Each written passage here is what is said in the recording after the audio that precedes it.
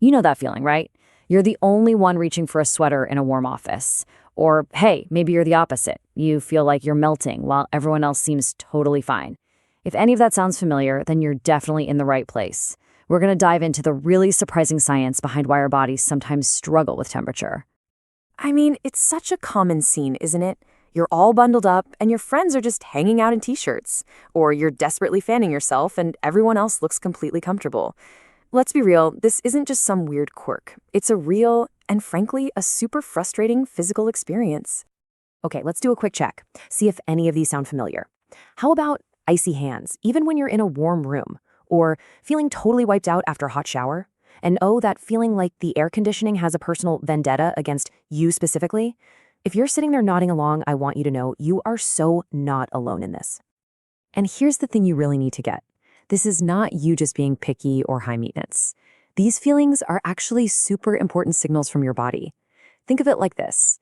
They're a warning light that your internal thermostat, that amazing system that's supposed to keep your temperature just right, well, it's struggling.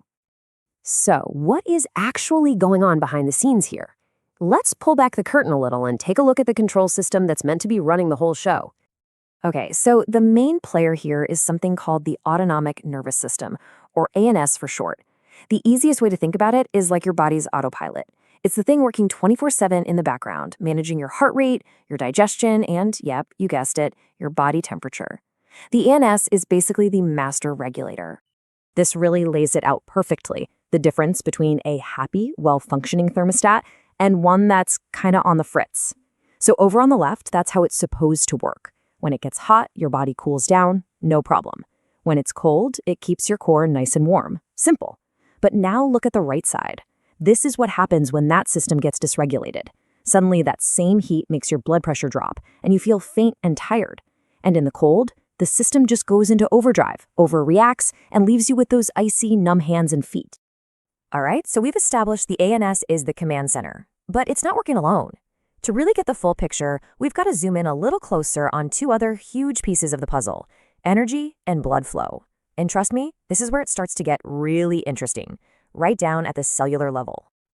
To really wrap your head around body heat, you have to think small, like really small, all the way down to your cells. See, inside every single one of your cells are these little powerhouses called mitochondria.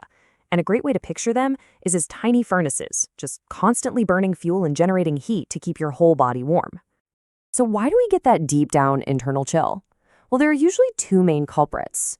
First, if you're dealing with chronic stress or maybe recovering from an illness, those cellular furnaces, your mitochondria, can actually slow down.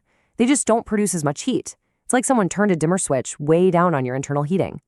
And second, if your circulation isn't top-notch, all the warmth you are making struggles to get to your hands and feet. Put those two together, and you get that classic, all-too-familiar feeling of being cold from the inside out. But wait, there's more. It's not just about energy and blood flow. Your immune system can actually jump into the mix too and start sending out what are basically false alarms that completely mess with your body's temperature. Deep inside your brain, you have something called the hypothalamus. You can just think of it as the main control panel for your body's thermostat. Now, when your immune system gets fired up because of inflammation, it can send out signals that directly mess with this control panel. It basically confuses your brain and throws your entire temperature regulation system into chaos. The little messengers that do this are molecules called cytokines and histamines. Picture them as alarm bells that can suddenly trigger these intense waves of heat, like hot flashes or night sweats.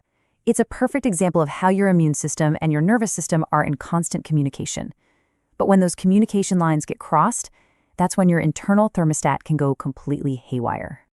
Okay, so let's recap. We've talked about the nervous system, we've talked about energy, and we've talked about the immune system. But believe it or not, the plot thickens. Now we're going to add a few more layers: stress, your gut, and your hormones, because they all have a say in your internal climate. It's honestly such a complex web. For example, inflammation in your gut can send confusing signals straight up to your brain. Then you've got hormones. Your thyroid hormones basically act like the gas pedal for your metabolism, while stress hormones like cortisol can totally throw a wrench in the works. And get this, even your emotions play a huge role. That classic fight or flight response, it can instantly reroute your blood flow, causing those sudden chills or hot flashes when you're feeling stressed. And listen, this next part is so important, I really wanted to sink in. If you experience these wild temperature swings, they are not all in your head, okay? These are real, physical, physiological things happening in your body, all driven by this incredibly intricate dance between all your different systems. Okay, so we've looked at the problem from a bunch of different angles, which leads to the million-dollar question. What can we actually do about it? Let's shift gears and talk about how we can help that internal thermostat find its calm, stable setting again. You know, the most important first step is actually just to change how you think about all this. This isn't some personal failing. It's not a sign of weakness. It's literally your body doing its absolute best to keep things in balance while it's under stress. It's a sign that your system is working incredibly hard, not that it's broken. So, as we've pieced it all together, you can see this is a whole body thing. Yeah, it starts with that main control system, the autonomic nervous system, but it's deeply tied into your cellular energy, what your immune system is up to, and how your body is handling stress. They all talk to each other and influence one another.